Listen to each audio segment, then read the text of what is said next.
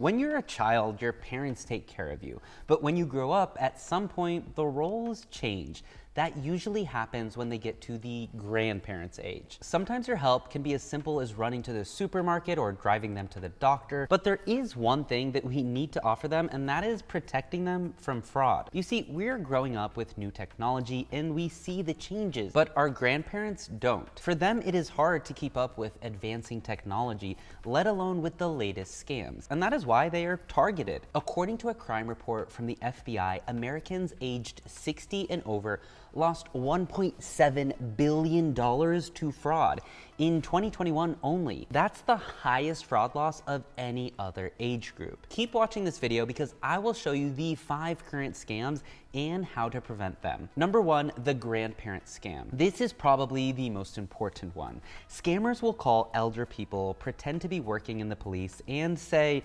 your grandchild has been involved in an accident. To save the grandchild, the police asks for money. Sometimes scammers pretend to be the grandchild being in trouble, even using the actual name. With today's social media, it is very easy to obtain this information. Number 2, government imposter scams. In this case, the point of contact is not the police, but a representative of a government agency such as the IRS, Medicare, or the Social Security Administration. Remember, these agencies will almost never reach out to you over the phone, especially if it's something as serious as a crime. If they do call, hang up and call back using their official phone numbers. Number 3, false investment scams. Nobody wants to miss out on a good investment opportunity. Sometimes seniors are tricked into spending their life savings on one. Elder people receive calls from financial advisors and investors. With this one, you have to remember the golden rule of fraud. If it seems too good to be true, it probably is. Number 4, tech support scam. This time you get a call from the tech support of a company you trust. Google, Apple, Microsoft, the big ones. Con artists convince seniors that their device is at risk and trick them to give them remote access. Sometimes it is simply downloading something with a virus in it. 2 different ways, 1 target.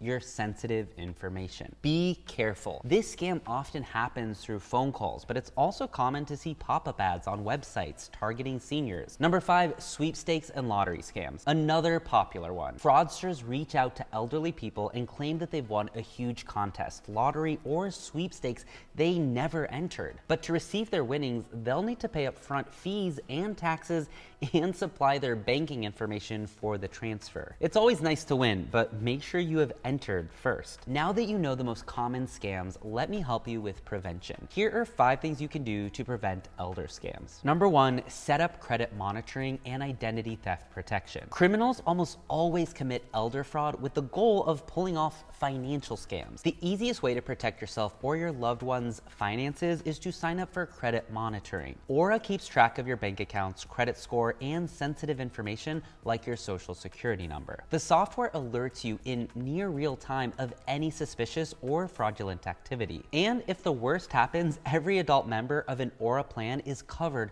by a $1 million insurance policy for eligible losses due to identity theft. Number 2, leave notes next to computers, phones, and doors. Most scams rely on older victims panicking, becoming confused, or making snap decisions. Help your senior parents and grandparents by placing notes where the scam may happen. Something on the list of stop, take a breath, and think about the situation. Does anything feel suspicious? Wait. Take the time to absorb what you've learned and don't rush any decisions. Ask. Call a family member for advice, search online for more details, and find out if organizations are real. Number 3, encourage open communication and don't judge. Many elderly victims don't report fraud out of fear of judgment. So make sure you encourage communication, listen, and don't judge. Number 4, set up a password. No, I do not mean the regular passwords. You can set up a password with your family that you include in your emails and phone communications. It is safe and also fun. Number 5, be suspicious. A little suspicion can save you a lot of heartache. Be suspicious about people contacting you out of the blue and train your older relatives to do the same. Unfortunately, elder scams are here to stay. Many scammers will still target them because they are vulnerable, but you can do your part. You know the main scams now. Listen to your elder relatives, don't judge, and follow the steps for prevention. We have a lot of videos on the subject, so have a look around. It's a good way to stay updated. My name is Upton. Have a good day, and don't forget to subscribe.